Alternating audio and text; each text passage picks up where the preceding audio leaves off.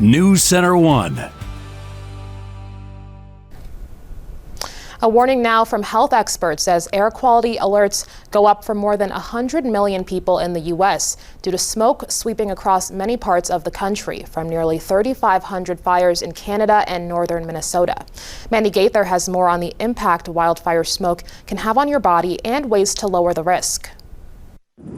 The wildfires may be a ways away, but the EPA says smoke can travel hundreds of miles and impact air quality and the health of people far from the fires. Pair that with extreme heat, and it's a potentially dangerous combination. It can have a serious impact on cardiovascular health, and we're talking anything from a heart attack to a stroke to increasing your risk for a heart failure exacerbation. Dr. Elena Lewis with Northwestern Medicine says that combo can also trigger cardiac arrest in people with underlying conditions. Those at increased risk of complications include people with asthma, COPD, high blood pressure, high cholesterol, diabetes, those with a diagnosed heart condition, a history of stroke, congestive heart failure, or certain types of irregular heart rhythms. But Lewis says you can lower the risk. Knowing what your risk factors are, knowing if you're susceptible, knowing if you do have a heart condition, and as much as is possible, especially on days like today, I would stay inside as much as you can.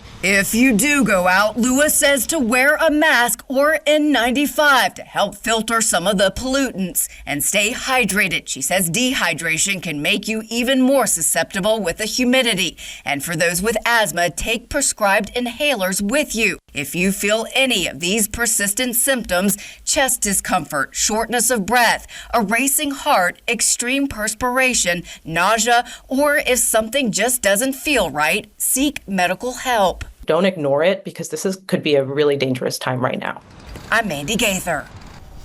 And Per, speaking of that smoke, people here might be wondering if we'll be affected. Yeah, well, luckily we're actually going to be clearing out just a tad, but yes, the air quality was a little bit poor today. It is still kind of in the moderate range, and it could get a little bit worse, but not much further than what it is right now. I actually have this map up pulled right now. This is coming from airnow.gov. These are the official state and local air monitoring stations across the country, and the smoke is the contour across the region. That's the elevated smoke that the Weather Service monitors as well. And it looks things are rather moderate, but if we zoom out, we can see, yeah, things are pretty poor out there. Now, this is government data, and it is, yes, more official than what everyday people could get, but you don't see a lot of stuff in Canada. You see nothing down in Mexico because this is a coordination between mainly the U.S. and Canada. If we want to get better data, this is what I really like. This is one of my favorite data sets. This is coming from Purple Air. It is a community-led effort of air quality stations that everyday people can buy and add to the data set. This is going around the world, but generally speaking, we see the same results. Good and moderate over in the Black Hills, and very, very poor over in the Great Lakes region,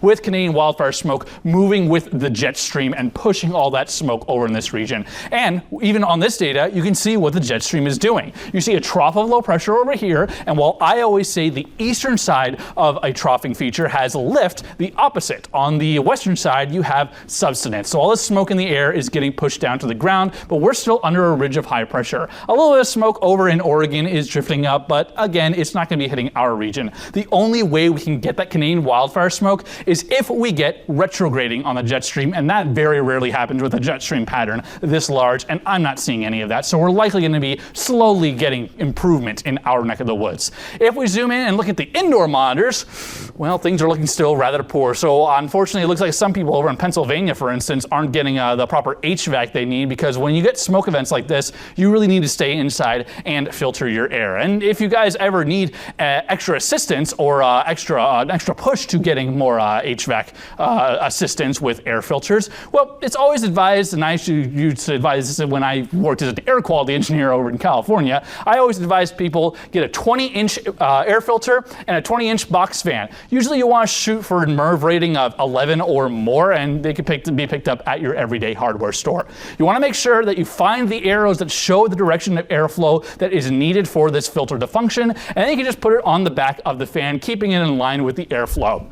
Now, you really don't actually need any brackets or tape or anything to secure it in place. The suction itself is going to help with that. So it's good for people that may not have HVAC filters that you need to, shift out every 4 to 6 months anyway. But if you don't have an HVAC system, this is a good way to clear out at least a single room and get a little bit more assistance in the region. So it's going to be a good advice when we get wildfire smoke, probably later on into the summer when we have more fires in the Black Hills.